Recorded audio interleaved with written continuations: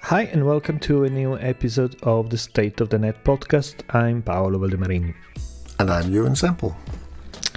And the news of yesterday actually is that IBM is leaving the face recognition business. Yeah, it seemed like a big thing, didn't it? Or a very bold statement. Well, it is interesting the fact that such a large company is positioning themselves in that.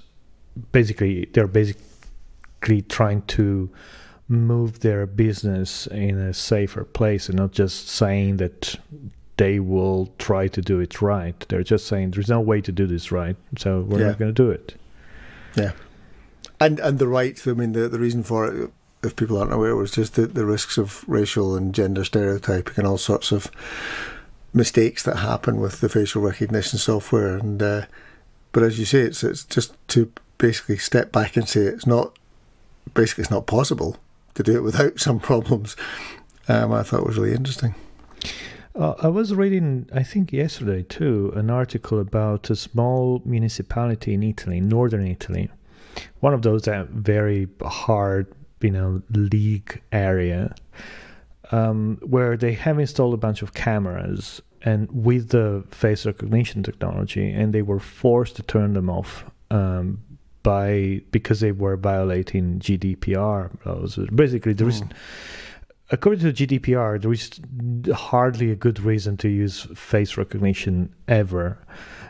What was interesting was that the technology for the face recognition, the cameras was provided by Huawei. Interesting. And it's one of those things saying, I can see why they have that.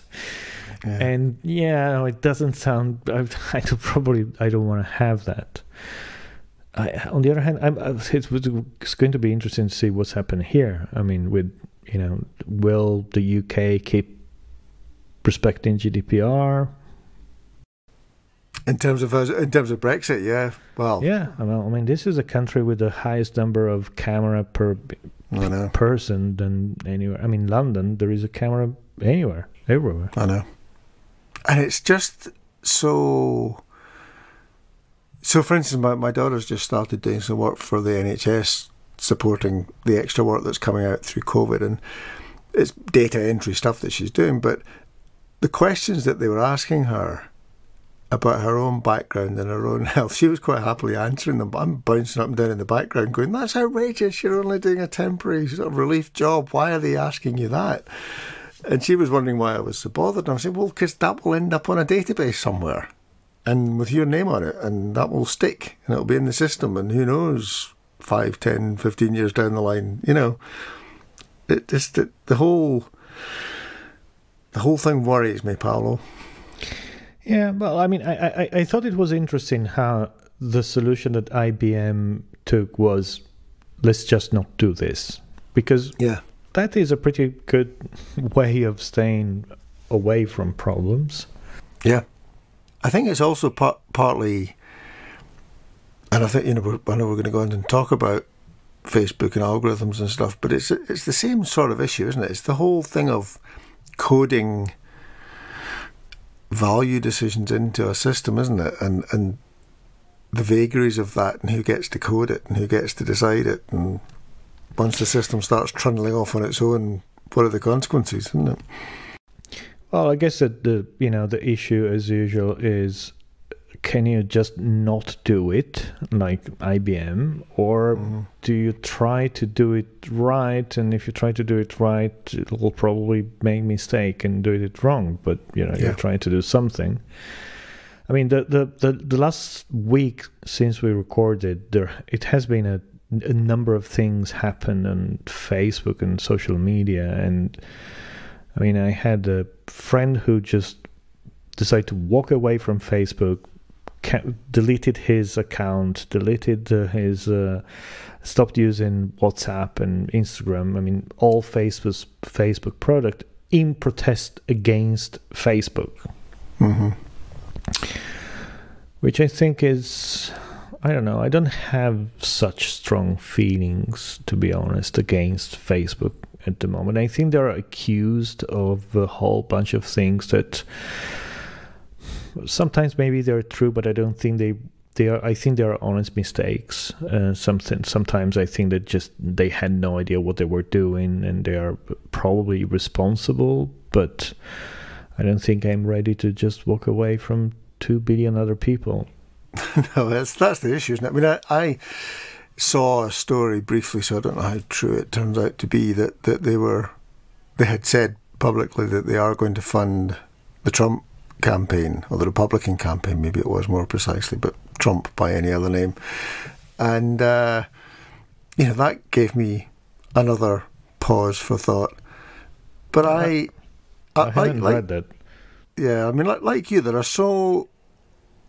the reason I got involved in social media in the first place was to have interesting conversations with interesting people, and the place where that happens is 90% Facebook these days. And I'm also conscious that if we don't stay in there, we miss the opportunity to make it what it can be. Even down to sort of micro decisions. Like there's a couple of folks. I mean, I'm proud of the fact I've got a network that includes some people that are very different from me and see the world very differently from me, and that's something I'm happy with. I want, but frankly, sometimes over some of what's been happening over the last few weeks, it's testing me, and I've just got I've actually muted one guy, but I've got so close to just unfriending people. But then I thought, well, no, because then they don't change. And I went through the whole thing of, should I mention it? Should I talk to them directly? And then I thought, it's just going to wind them up more. And maybe we mentioned this last time, but just the fact of being in Facebook and behaving differently and making it obvious that you have a different perspective than them, I think is the only thing we can do. And to stop doing that would seem like running away from the problem, Well, I read that you have decided that you stopped liking things. Yeah, that was a slightly... attention-grabbing headline, which caused all sorts of confusion because I didn't mean I wasn't going to like other people's posts. But what I was reacting to was, as I say, I'm lucky I get quite long comment threads sometimes, and I was aware that me liking or not liking comments in the thread was almost like a sort of scoring thing, like, I like you because you agree with me, and I don't like you because you don't agree with me. And I'm sure, I know there were some people were sort of tallying up who'd got the most likes from me and this, or each other, So I decided not to, and it's been really interesting actually. It's been a week or so, and it's because I've not allowed myself to like something. It makes you realise just how easy it is just to click like or whatever, and I'm making myself respond. And actually, I've had some cracking conversations that I would have missed, because I would have just done the easy thing of liking a comment rather than engaging with it. But as I say, some people misinterpreted it as me not liking anybody else's posts. But hey, you can write a blog post as carefully as you can and people still get the wrong end of it. Yeah, well, there is always some... speaking of misinterpretation, a friend of mine last week posted a tweet, I think, which was, a humorous thing that it would have been easy to misinterpret. And I mean, he's known enough to basically, his tweet started taking a life of its own, and it ended up being retweeted and somehow commented by very prominent politicians, which of course created a Twitter lynch mob of people threatening him with serious disturbing stuff. And he wrote a very good blog post saying, what happens when a famous politician picks up your decide to pick a battle with you. Yeah. And it's I think one of the interesting things was how he was saying, you get all these attacks through social media, and clearly social media platforms don't do anything about it. Yeah. And I was thinking, and this is people writing with their own names, and I'm pretty sure that was not the first time it happened. I mean, if social media platform wanted to have a more healthy environment, they could just throw out at people. And there are laws for that. I mean, this is like, it's interesting because we've been around there so many times, and I am, as you know, wary of Facebook wading in and deciding morality and ethics, and the cultural consequences of that would be horrendous. But there are laws that say you're not allowed to threaten people and you're not allowed to slander people. And, you have written evidence. It's not hard. Oh yeah, no. But do you think that getting involved with the Italian judicial system is something that anybody really want to do? No, that's true. You sue somebody because of a post. I mean, yeah, you can, and some people. Well, no, you just have the sort of rules that Twitter exercised with the president, for God's sake, Yeah, but again, that is that sort of unclear space where it's not illegal to post fake news. So it's not a problem of the law, it's a problem of the rules of the platform. If a platform decided this, so it's not illegal to share a photo of a nipple. It's just something that Facebook has decided it is not valid. So that is Twitter. That is problematic. But the thing about the Twitter one and the Trump thing was it was an incitement to violence, which is held against up in court or such, and that's a law. I'm not sure. I think that it falls under free speech to some degree. It's. I think the main reason why Twitter posted a comment is it was against the community rules. And Beniamino, the co-founder of State of the Net, just posted an article today about this, and his position was clearly against Facebook doing anything. His position is, it's our responsibilities as citizens to decide what is right and what is wrong, and what is true and what is not, and it's not the responsibility of a publicly traded company to do this for us. Yeah, I can see that. But that doesn't. So where that stops for me is intimidation or threat. You can talk all the shite you like, but if you start threatening somebody on the basis of it, then that to me is a clear line that's been crossed. I would agree, but I guess that to some degree companies are not doing anything about that, but because that is part of their business. Yeah. Because some tension creates attention, creates engagement, sure. And people come back to see, because everybody likes a good fight, right? Yeah. So it's tricky, but I do think that as we said many times, this is not just the moment Facebook is not doing anything about the flow. I guess that the point is Facebook is doing something anyway, because the moment they have algorithms that promote some type of content, and Facebook, they are making decisions. They're just deciding that they don't want to decide about that, but they keep deciding about other things. The other things they are deciding about actually have an influence about that, and finding a line or even a very wide gradient to position yourself is very hard. But on the other hand, it's the first time it happens, and they are trying to figure this out. I also agree personally with some of the controversial things that Mark Zuckerberg said in terms of, I don't want to be the one that does that job. And I can I don't want him to be either. Yeah. Well, it's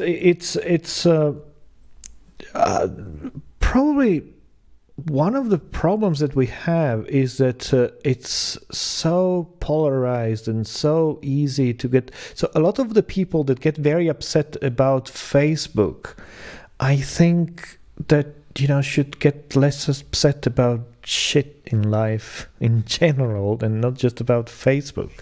Well, we were saying this last time, weren't we, about getting triggered and using it as a practice to just keep a detachment from things, Yeah, I mean, I think that there are some difficult decisions, but I think that sometimes they just overdo it. I mean, HBO just removed Gone with the Wind from their catalog, and I kind of saying, okay. I mean, I don't think that anybody would interpret the company as being a racist company. I mean, this is a movie it's a, a human creation that represents how people were thinking at some time.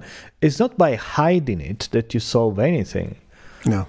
Actually. No, for sure. Yeah. And I mean, to some degree, I have a similar feeling about statues. I mean, now we need to pull down all statues.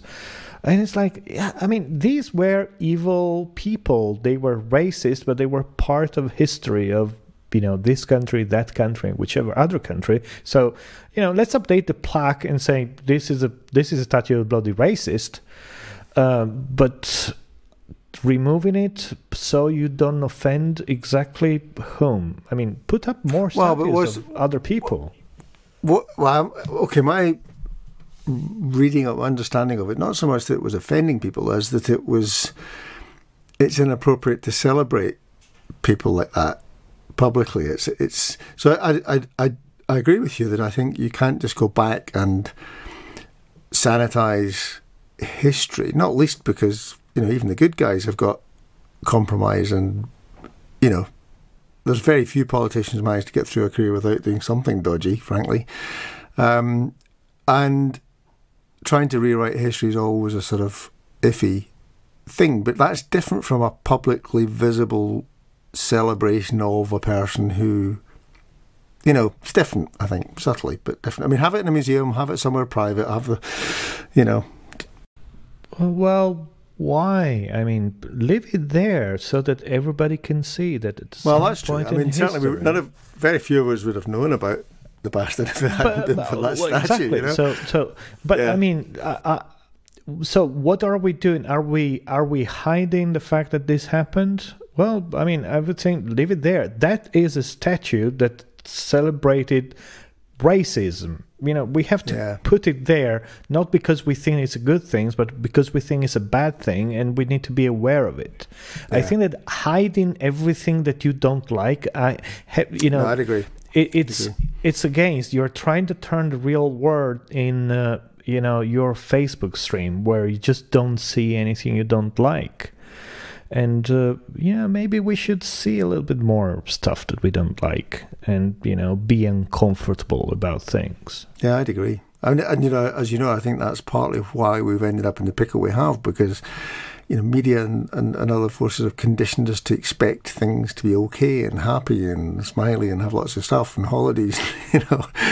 As we're discovering in spades at the moment, life's not like that. And a lot of people are kind of ill prepared for it. I think that's partly what's happening as well. People are reacting because they're scared, and I think in the States, there's an awful lot of different pressures have built up over a while that this is triggering. It's not just the race thing. There's other things behind it as well. And is it maybe the fact that it's so easy to find something to be offended about that it is a very good way not to understand and, if you want, share other people's problems, because it's like the completely idiotic, all life matters. I mean, it's like, no, you just don't get it. Just shut up and listen, right? I know. It was Billie Eilish, the young singer, said something about, if you're in the playground and somebody falls over and hurts their knee, you don't put a plaster on everybody's knee. You put it on the one that's bleeding, But I do think that because it's so easy to find something offensive for you, you can afford not to be concerned about other people's problems. Yeah. I think that if we were to develop a little bit of a thicker skin and be able to say, okay, today we think we try to share, today we all share that problem. Today we all think about that, and even if I'm not part of that group, it's worth for me trying to put myself in that perspective and try to understand that, rather than finding something else that offends me so I can complain as well. Yes. Because this is, it's like when you meet those people and you start telling them about one of your problems, and they immediately start to tell you about their problem and how they had a bigger problem than you have. And it's like, yeah, but I thought we were talking about my problem today, right? It's so easy to find something to be offended about, or to be upset about, or to want to complain about, that we should shut up more instead of sitting here and pontificating on podcasts. Well, yeah. Okay, bye-bye.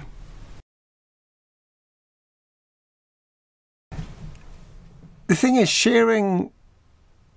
people, I get slightly frustrated when people are disparaging of sharing ideas or conversations or thinking out loud or whatever we're doing at the moment.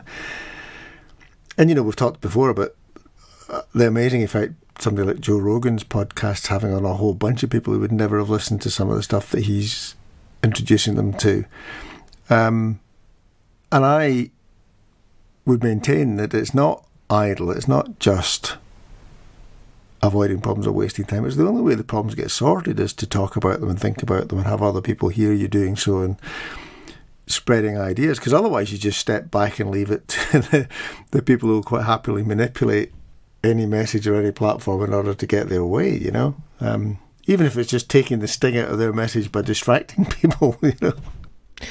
I do agree that more points of view is not a bad thing, and trying to get a little bit more diversity in the creation is useful. Yeah.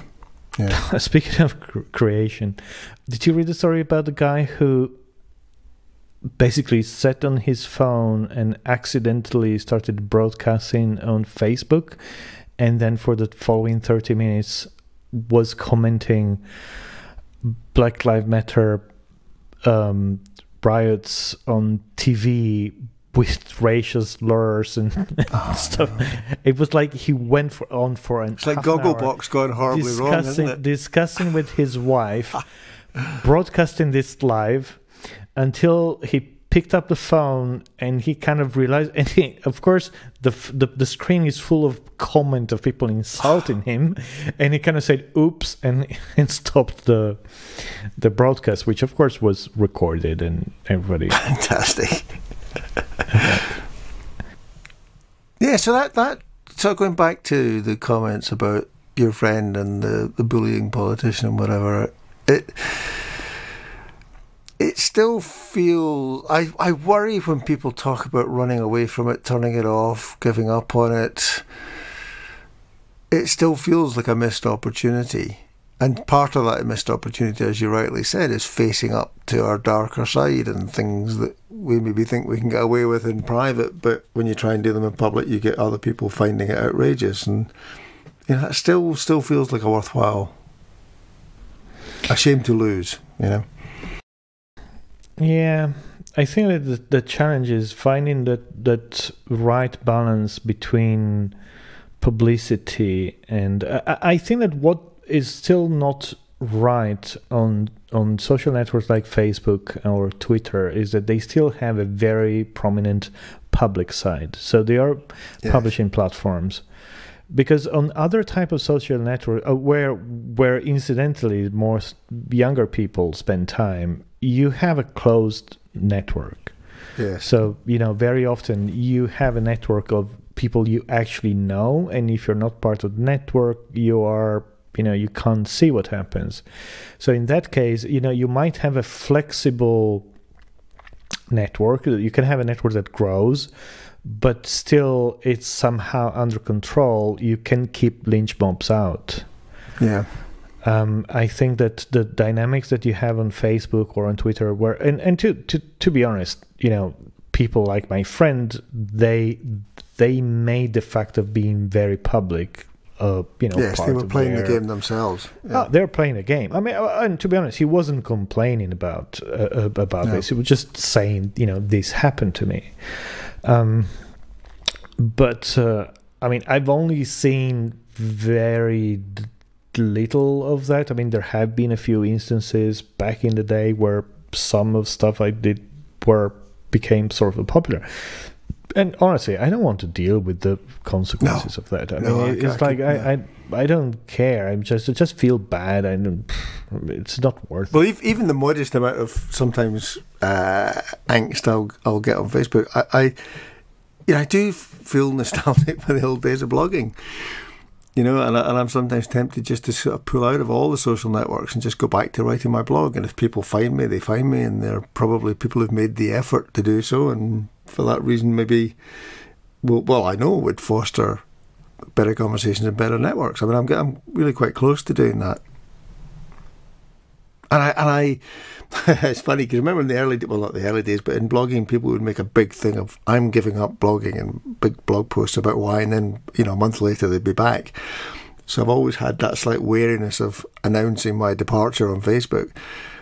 But in thinking through what I would do if I did leave Facebook, it felt rude to walk away, from a couple of thousand people that I know on there who've been patient enough to put up with me and listen and talk to me. So I think if I did go, I'd have to make some sort of explanatory post. But there is also, I mean, I must say, I'm mostly thinking, I'm not too concerned about, oh my God, people won't be able to read what I write. That's going to be terrible. Probably because, I mean, I haven't really been writing much. I mean, lately I wrote 20 posts, but I mean, it's not, so I'm not so concerned as I'm mostly interested. I'm mostly saying if I leave Facebook, it means I won't be able to read a whole bunch of people I like post regularly, and I'm not going to try to convince them to why don't you open your own blog post your own blog so then I can follow you. It's like not going to happen. So my problem with leaving Facebook would not be I'm leaving my audience behind. It would be I'm leaving friends behind, and I like them. And just to clarify, I wasn't saying that either. I meant friends. But it's. I kind of realized as we were talking, because last week I was saying if it wasn't for Facebook, nobody would come and read my blog. I mean the way I actually turned on the email subscription as you recommended, and I told everybody if you want you can subscribe here, and no one did. So I still have one email subscriber, which is myself when I tested the system. I'll go and subscribe by email, pal. No, but you probably. I'll make up a fake email address just so that an anonymous friend. That's right.